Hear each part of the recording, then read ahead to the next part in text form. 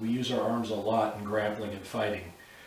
We grip people, we pull them in, we use the gi, we hook them heads, whatever. We're using the hands to reach out and touch someone. As a result, we should take a little special care in how we develop our arms and develop the strength and dexterity, flexibility. We need to really work on those arms, so you know they come in handy for us when we need them. So we're going to work today on some concentration curls. It's really an old school type of movement, but it really works, and a lot of guys use it, and just about every gym you'll go in, you'll see fellas doing, or women too, doing concentration curls, and they do it for a reason. They're good. They're called concentration curls because you concentrate on, you should be concentrating on the body part you're working, which in this case is the biceps, but also for our case, for what we do in combat sports, we want to work the joint as well, and also the forearm all the way down extends into the hand, but we really want to work that biceps. And again, this is a very, very good biceps builder from all the way from the shoulder to all the way where it hooks in here to the elbow joint as well. And again, we also get some added benefit with some forearm work as well. So I'm going to take a 40 pounder. That's a reasonable weight for me. It's not too heavy, not too light. And I'm going to be doing my concentration curls with it. Now I will be doing 10 with the right, and I'll be doing 10 with the left. Okay, and there are different ways to do it in terms of the technique. Just remember, always have good technique when you lift, just like when you perform a throw, choke pin, arm lock, leg lock, whatever it may be. Good technique, good skill means you do it more efficiently and more effectively and less chance of injury. Okay, so that being said, I'm going to take my dumbbell, and when I grab it, I'm going to put my elbow right in my side of my thigh here. Okay, that's the way I do them. There are other ways you can do them as well, but this way really does, it gives me a base here. Okay, and that's my hinge right there, and I can move up like this. So when I grab the implement, I'm holding it here, and I curl up and down, all the way down, all the way up. So when I see this, I'm curling them up. I'm not just lifting it like this, I'm curling it. And by curling it in here, I'm working more forearm and joint structure here, but I'm really getting good biceps work too. Okay? So do this curling movement. If you want to do straight arm, that's fine.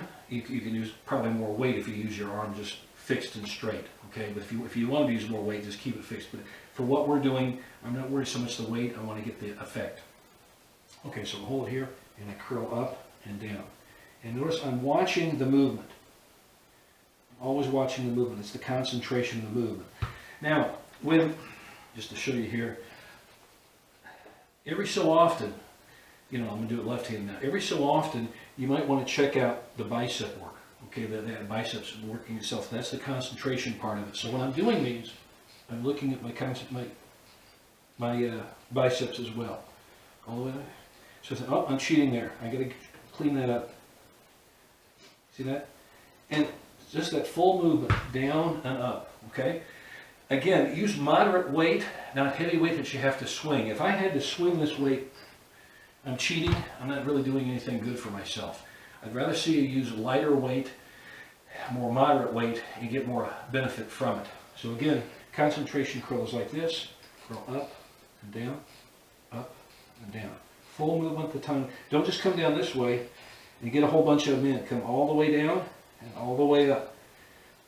Okay? Gravity works, and make it work for you, especially in doing concentration curls. Let's take a look at a variation of the concentration curl, and it's called the Zotman Curl. And what it is you're going to be turning your arm and hand the whole way. You start with your palm down, so you see the back of your hand, and you finish looking palm up. And that's a Zotman Curl.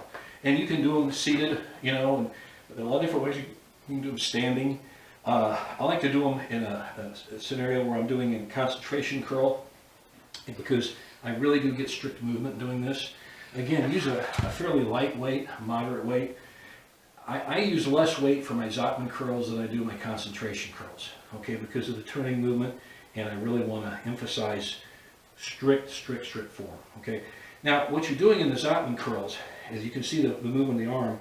you're curling all the way up in this rotation here. See this? And so you're getting a lot of forearm work as well. And that's really essential for what we do in grappling, in Judo, Sambo, even fighting sports. And I would, striking sports too, I would do Zotman curls because you have good strong forearms that way.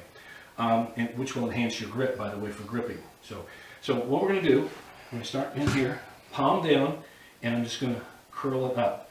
And again, Zottman, named after a fellow named Zotman, who invented this type of movement many years ago, probably in the 40s or so, in the early days of bodybuilding. So kind of gives you the idea of the name, why it's called Zotman curls. So anyway, palm down, curl up, down, up. That first one was a cheater. I shouldn't have done it that fast. See how I do it nice and slow?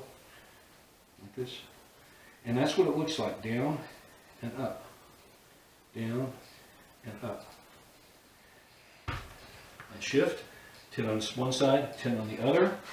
Okay, start down, just palm down, and curl up, down, up. See the movement? These really are effective for what we do in grappling sports. And I find these very effective if you're grabbing jackets, like in Sambo or Judo, because the forearm movement, you're working a lot of your forearm that ties into your hands, your hand extensors here, so it's really a good grip exercise too.